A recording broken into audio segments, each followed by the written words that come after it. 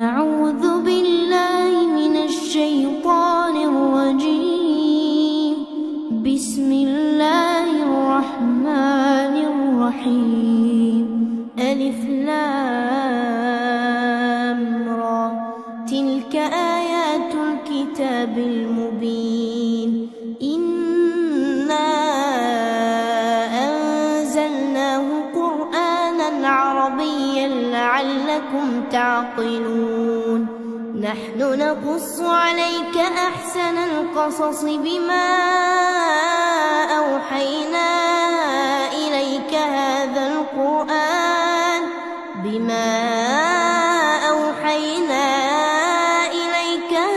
القرآن وإن كنت من قبله لمن الغافلين. إذ قال يوسف لأبيه يا أبت إني رأيت 11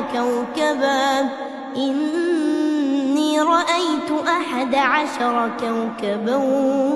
والشمس والقمر رأيتهم لي ساجدين. قال يا بني لا تقصص رؤياك على إخوتك فيكيدوا لك كيدا إن الشيطان للإنسان عدو مبين. وكذلك يجتبيك ربك ويعلمك من تأويل الأحاديث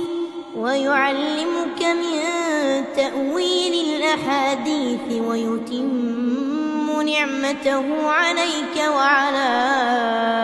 آل يعقوب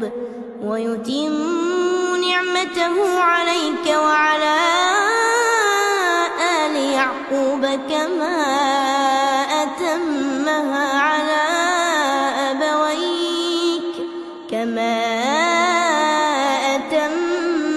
على أبويك من قبل إبراهيم وإسحاق إن ربك عليم حكيم. لقد كان في يوسف وإخوته آيات للسائلين. إذ قالوا ليوسف وأخوه أحب إلى أبينا منا ونحن عصبة إن أبانا لفي ضلال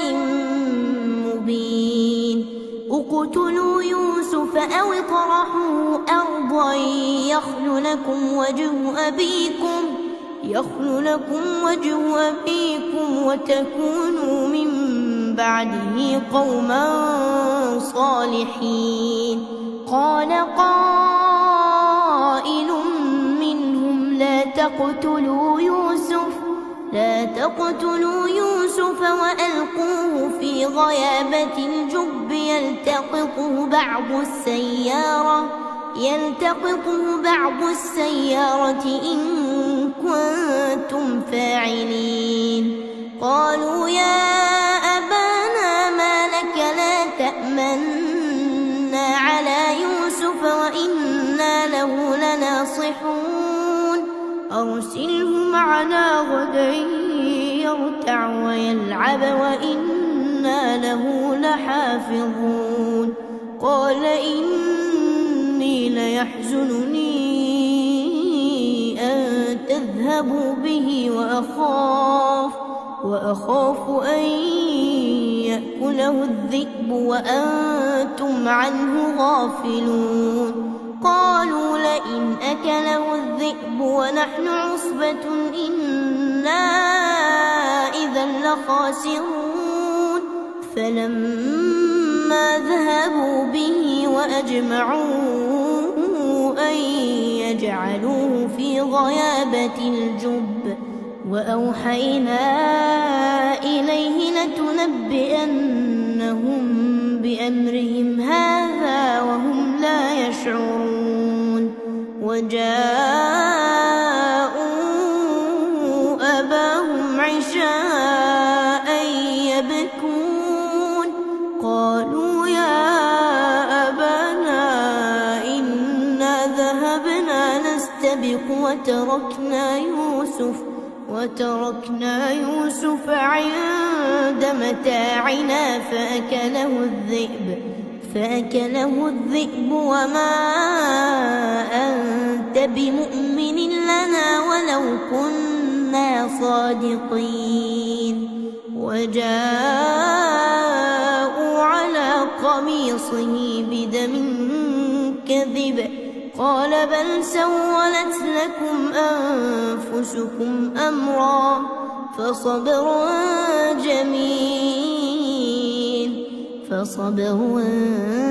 جميل والله المستعان على ما تصفون. وجاءت سيارة فأرسلوا واردهم فأدلى دلوه قال يا بشرى هذا غلام وأسروه بضاعة والله عليم بما يعملون.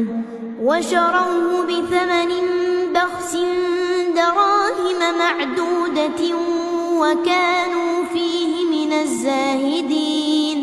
وقال الذي اشتراه من مصر لامرأته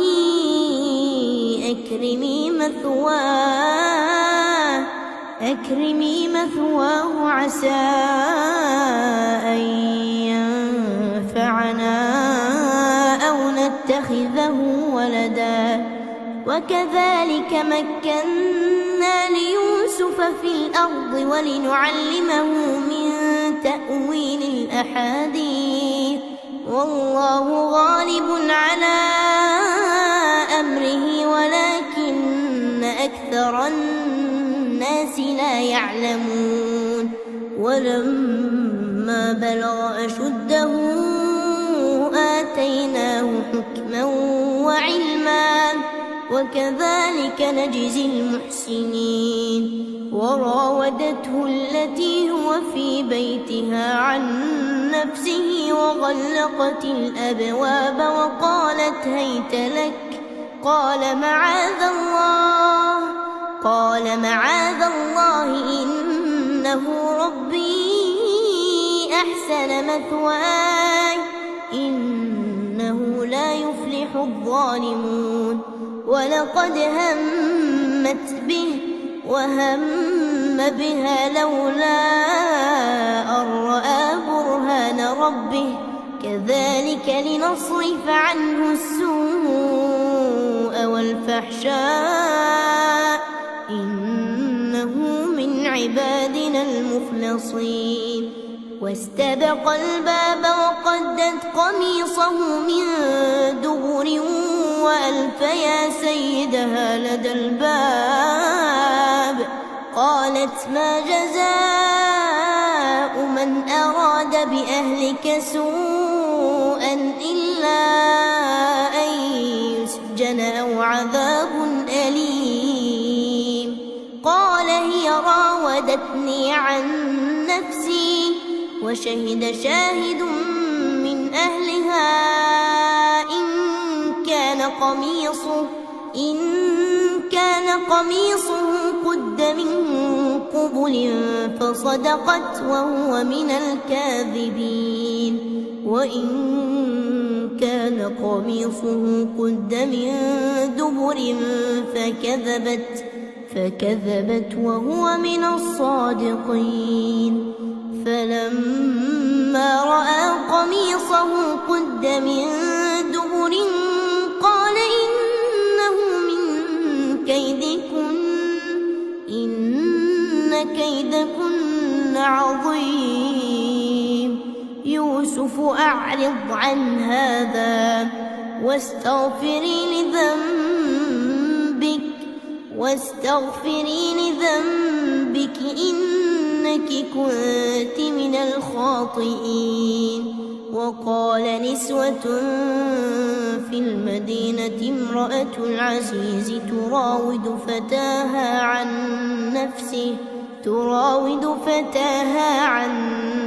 نفسه قد شغفها حبا إنا لنراها في ضلال مبين.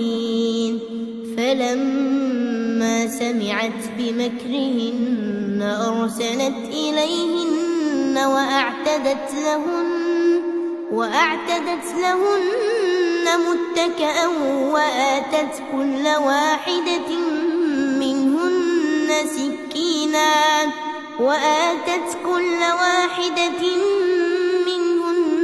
سكينا وقالت اخرج عليهن فلما رأينه أكبرنه وقطعن أيديهن وقلن حاش لله ما هذا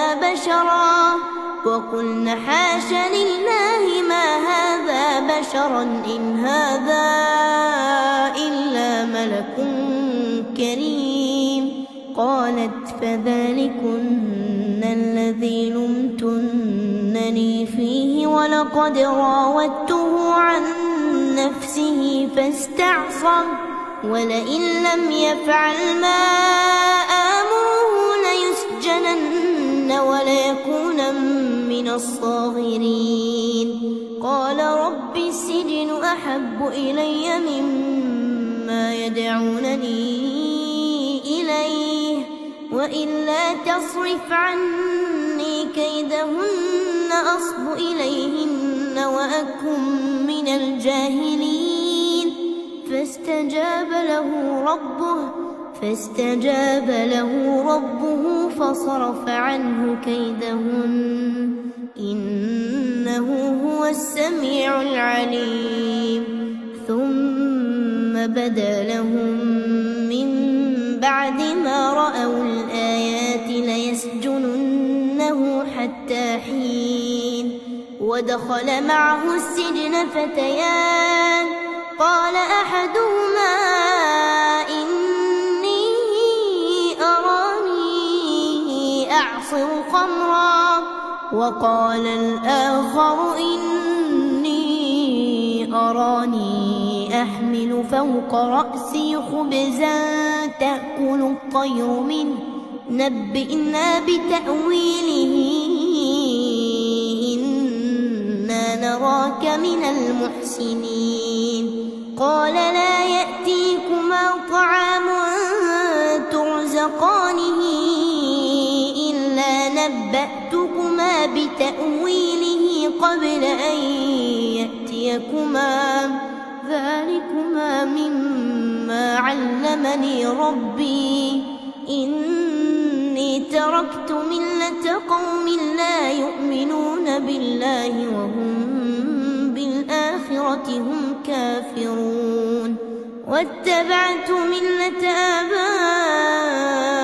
آبائي إبراهيم وإسحاق ويعقوب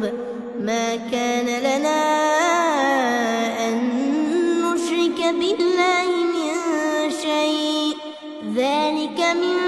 فضل الله علينا وعلى الناس ولكن أكثر الناس لا يشكرون. يا صاحبي السجن أأرباب متفرقون خير أم الله الواحد القهار. ما تعبدون من دونه إلا أسماء سميتموها أنتم وآباؤكم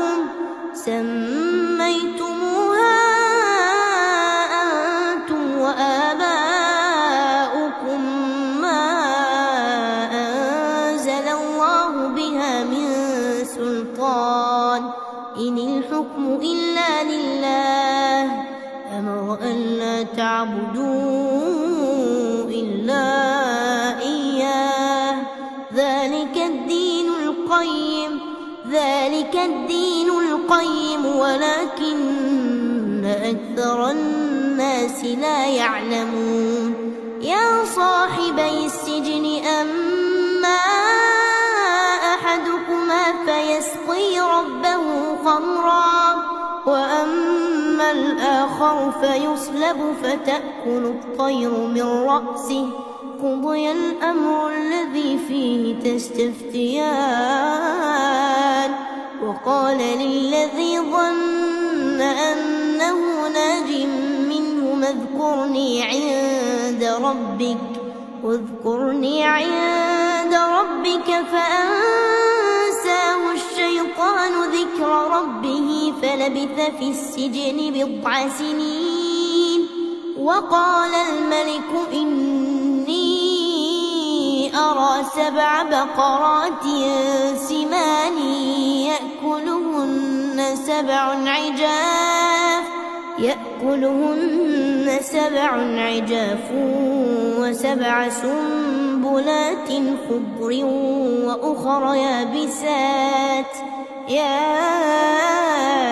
أيها الملأ أفتوني في رؤياي إن كنتم للرؤيا تعبرون قالوا أضغاث أحلام وما نحن بتأويل الأحلام بعالمين وقال الذي نجا منهما وادكر بعد أمة أنا أنبئكم بتأويله فأرسلون يوسف أيها الصديق أفتنا في 7 بقرات سمان يأكلهن 7 عجاف و7 سنبلات خضر وأخر يابسات لعلي أرجع إلى الناس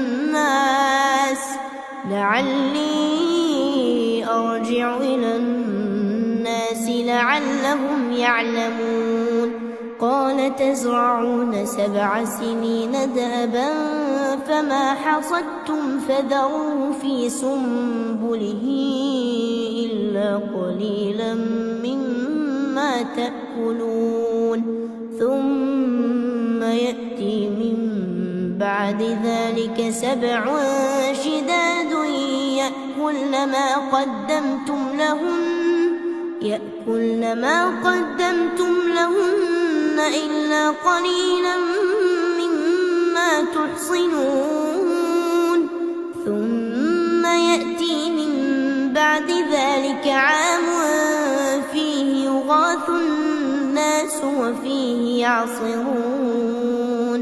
وقال الملك ائتوني به فلما جاءه الرسول قال ارجع إلى ربك فاسأله ما بال النسوة اللاتي قطعن أيديهن إن ربي بكيدهن عليم قال ما خطبكن إذ راوتن يوسف عن نفسه قلنا حاش لله ما علمنا عليه من سوء قالت امرأة العزيز الآن حصحص الحق أنا راودته عن نفسه وإنه لمن الصادقين ذلك ليعلم أني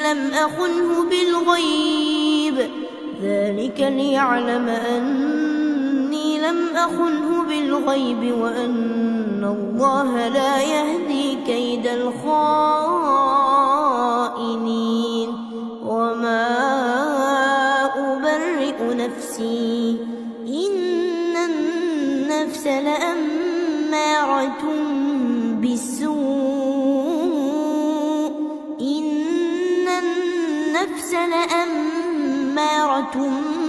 بالسوء إلا ما رحم ربي إن ربي غفور رحيم وقال الملك ائتوني به أستخلصه لنفسي فلما كلمه قال إنك اليوم لدينا مكين أمين قال اجعلني على خزائن الأرض إني حفيظ عليم وكذلك مكنا ليوسف يوسف في الأرض يتبوأ منها حيث يشاء نصيب برحمتنا من نشاء ولا نضيع أجر المحسنين ولأجر الآخرة خير للذين آمنوا وكانوا يتقون وجاء إخوة يوسف فدخلوا عليه فعرفهم وهم له منكرون ولما جهزهم بجهازهم قال ائتوني بأخ لكم من أبيكم ألا ترون أني أوفي الكيل وأنا خير المنزلين فإن لم تأتوني به فلا كيل لكم عندي ولا تقربون قالوا سنراود عنه أباه وإنا لفاعلون وقال لفتيانه اجعلوا بضاعتهم في رحالهم لعلهم يعرفونها إذا انقلبوا إلى أهلهم لعلهم يرجعون فلما رجعوا إلى أبيهم قالوا يا أبانا منع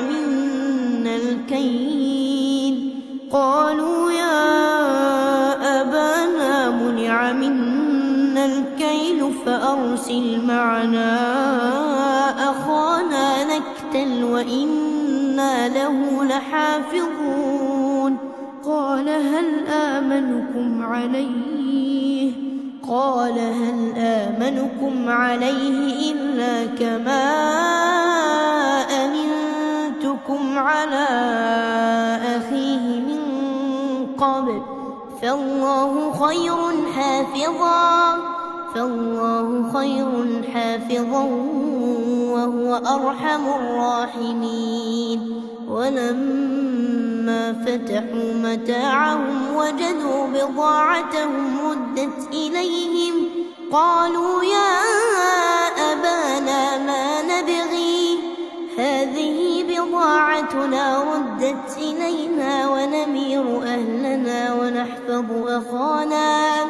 ونحفظ أخانا ونزداد كيل بعير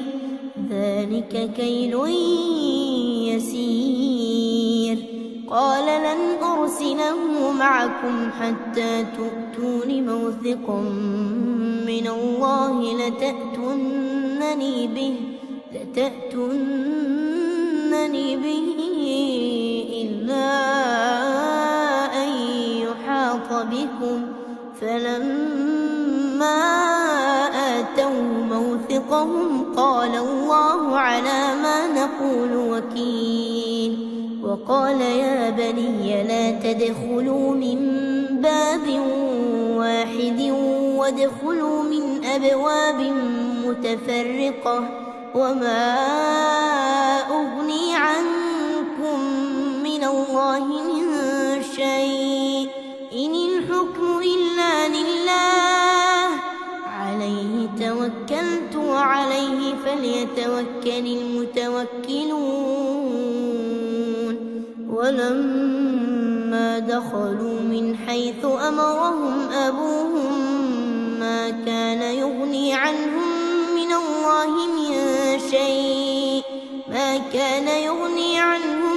من الله من شيء إلا حاجة في نفس يعقوب قضاها وإنه لذو علم لما علمناه ولكن أكثر الناس لا يعلمون ولما دخلوا على يوسف آوى إليه أخاه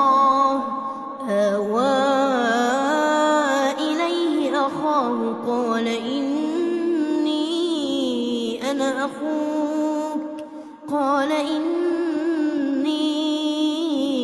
أنا أخوك فلا تبتئس بما كانوا يعملون فلما جهزهم بجهازهم جعل السقاية في رحل أخيه ثم أذن مؤذن أيتها العير إنكم لسارقون قالوا وأقبلوا عليهم ماذا تفقدون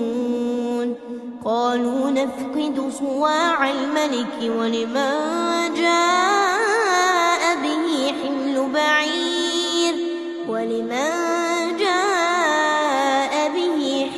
بعير وأنا به زعيم قالوا تالله لقد علمتم ما جئنا لنفسد في الأرض وما كنا سارقين قالوا فما جزاؤه إن كنتم كاذبين قالوا جزاؤه من وجد في رحله فهو جزاؤه كذلك نجزي الظالمين فبدأ بأوعيتهم قبل وعاء أخيه ثم استخرجها من وعاء أخيه كذلك كدنا ليوسف ما كان ليأخذ أخاه في دين الملك إلا أن يشاء الله نرفع درجات من نشاء وفوق كل ذي علم عليم قالوا إن يسرق فقد سرق أخ له من قبل فأسرها يوسف في نفسه ولم يبدها لهم قال أنتم شر مكانا والله أعلم بما تصفون قالوا يا أيها العزيز إن له أبا شيخا كبيرا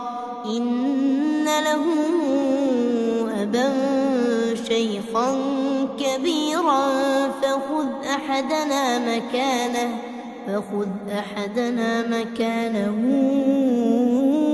إنا نراك من المحسنين قال معاذ الله أن نأخذ إلا من وجدنا متاعنا عنده إنا إذا لظالمون فلما استيئسوا منه خلصوا نجيا قال كبيرهم ألم تعلموا أن أباكم قد أخذ عليكم موثقا من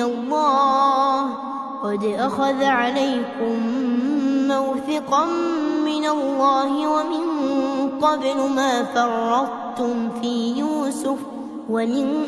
قبل ما فرطتم في يوسف فلن أبرح الأرض حتى يأذن لي أبي أو يحكم الله لي وهو خير الحاكمين ارجعوا إلى أبيكم فقولوا يا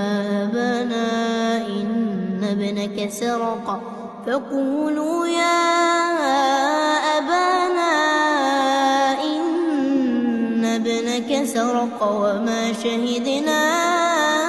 إلا بما علمنا وما كنا للغيب حافظين واسأل القرية التي كنا فيها والعير التي أقبلنا فيها وإنا لصادقون قال بل سولت لكم أنفسكم أمرا فصبر جميل عسى الله أن يأتيني بهم جميعا إنه هو العليم الحكيم وتولى عنهم وقال يا أسفا على يوسف وابيضت عيناه من الحزن فهو كظيم قالوا تالله تفتأ تذكر يوسف حتى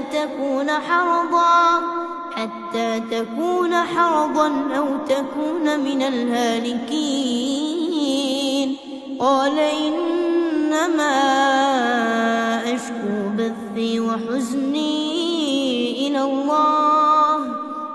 إنما أشكو بثي وحزني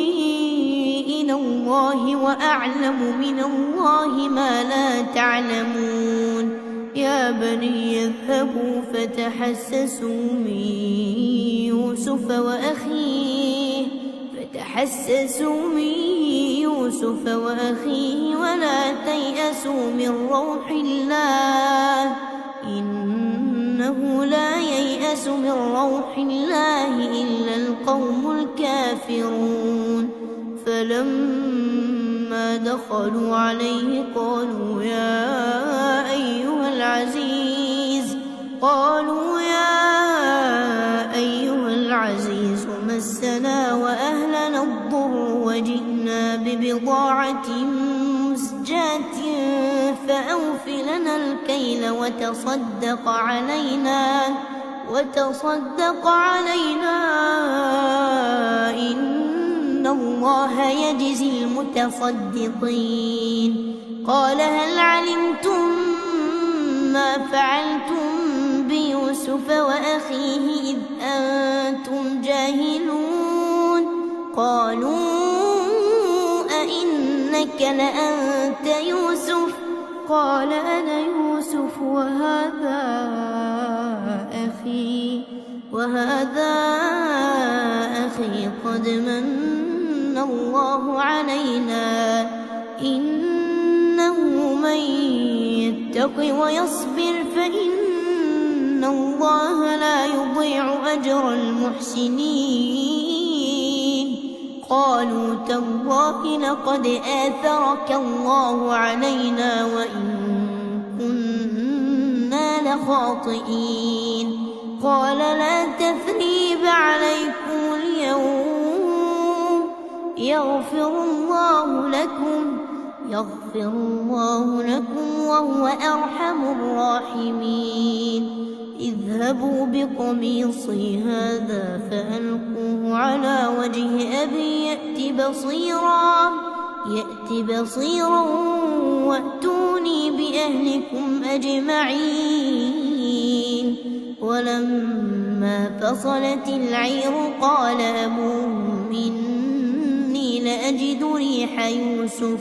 قال أبوهم إني لأجد ريح يوسف لولا أن تفندون قالوا تالله إنك لفي ضلالك القديم فلما أن جاء البشير ألقاه على وجهه فارتد بصيرا قال ألم أقل لكم إني أعلم من الله ما لا تعلمون قالوا يا أبانا استغفر لنا ذنوبنا إنا كنا خاطئين قال سوف أستغفر لكم ربي إنه هو الغفور الرحيم فلما دخلوا على يوسف آوى إليه أبويه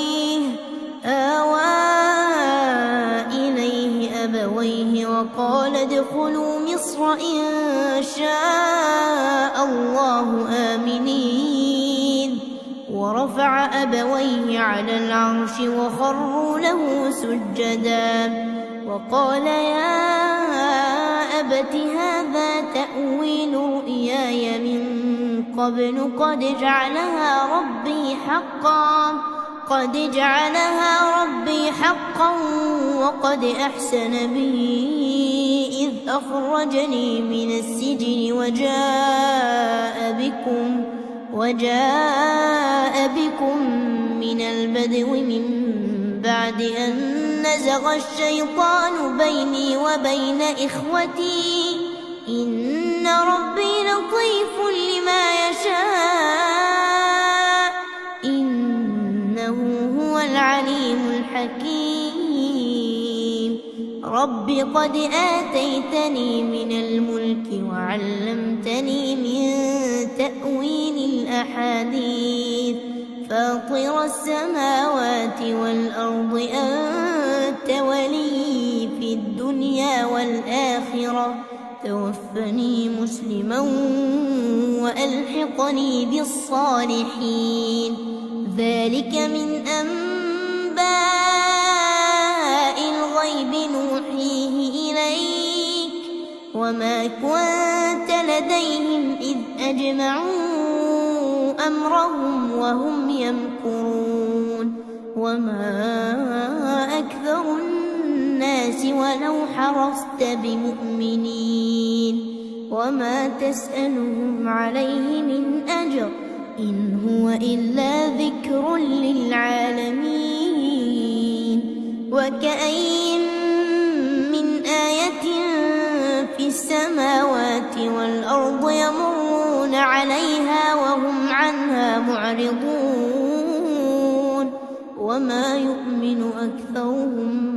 بالله إلا وهم مشركون أفأمنوا أن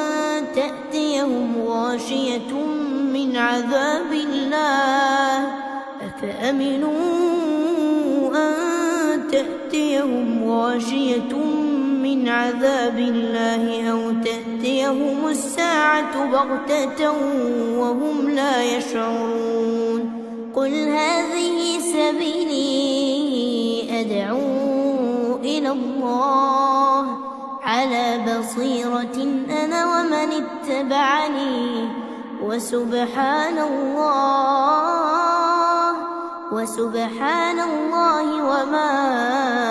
أنا من المشركين وما أرسلنا من قبلك إلا رجالا نوحي إليهم من أهل القرى أفلم يسيروا في الأرض فينظروا كيف كان عاقبة الذين من قبلهم ولدار الآخرة خير للذين اتقوا أفلا تعقلون حتى إذا استيأس الرسل وظنوا أنهم قد كذبوا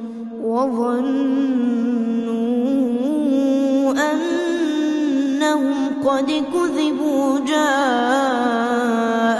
نصرنا فنجي من نشاء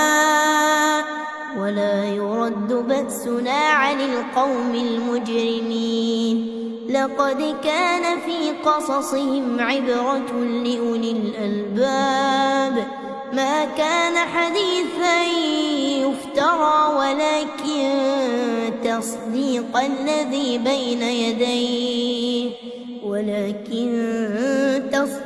الذي بين يديه وتفصيل كل شيء وهدى ورحمة لقوم يؤمنون